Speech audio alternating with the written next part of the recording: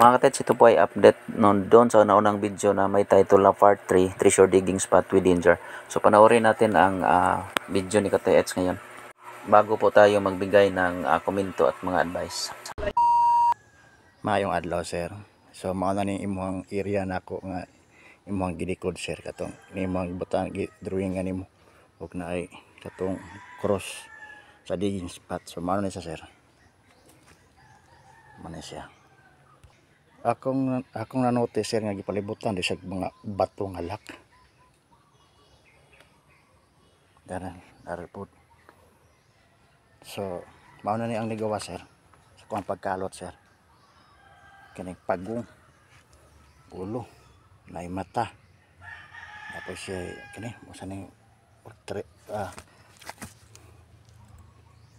bangag. Ya kani na ibagis. Kani nga porsyon mo siya tiil sa bata. Diyan kanina siya lalom siya akan ari babaw na siya bangag. Natari, babaw lang ang pagkabangag. Sama siya, sir. Sakay pot pasabot ni, sir. Ni. Nindot yung pagkakorte. Baoge siya, sir. Yang ulo. Muna ko nakuha nga mga bato, sir. Kani siya nga pagka porma niya. Nanganag siya nga pormaha, sir. Ana.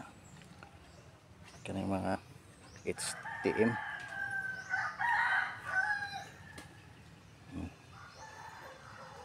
Ano siya nga mga nakuha nako, sir.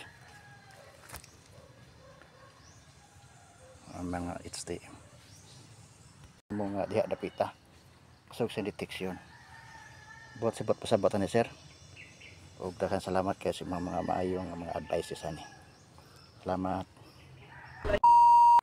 Okay, kumusta bro? At mga katets, kumusta po kayong lahat? Sa mga hindi nakapanood sa unang upload nito na sinabi ni Katets dito, yung linagyan natin ng pa-cross na illustration ay nandun po sa may title na Part 3 Treasure Dig Spot with Danger. Yun po ang title sa video, no? Hanapin nyo lang, mga katets.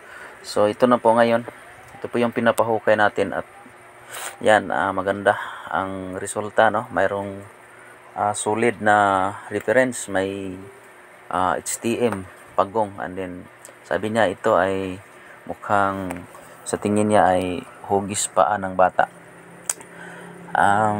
Doon sa tanong mo, katets, ano kaya ang posibleng kahulugan, so wala po akong ibang masabi at maibigay na advice sa iyo, kundi kung nais mong ipagpatuloy, continue po, no? Continue digging.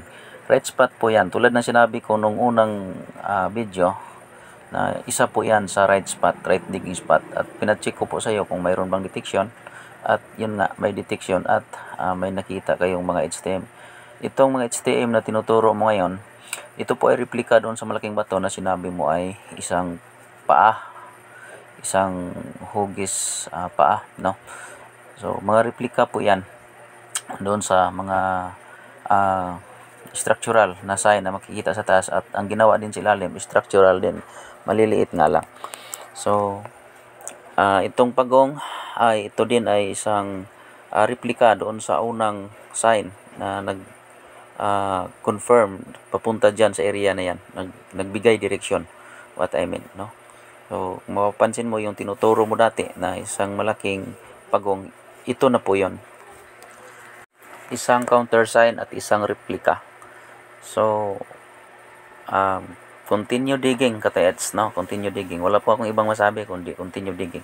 Nasa iyo na po kung basagin mo ninyo yung bato na yan, nasa iyo na, no? Kung may metal detector ka, metal detector mo para magkaroon ng idea na walang laman. Pero remember ang precious stone, hindi po yan nahahagip sa metal detector. Di gaano kasi kalakihan yung bato at di rin ganun kaliit. So maaring pinalamanan. Tulad na sinabi ko, marunong silang magtago. But ang sa tingin ko dyan, isa sa palatandaan na ang treasure ay under or continue digging. Okay. So, hanggang dito na lang po mga katits. Maraming salamat. Bye-bye and God bless.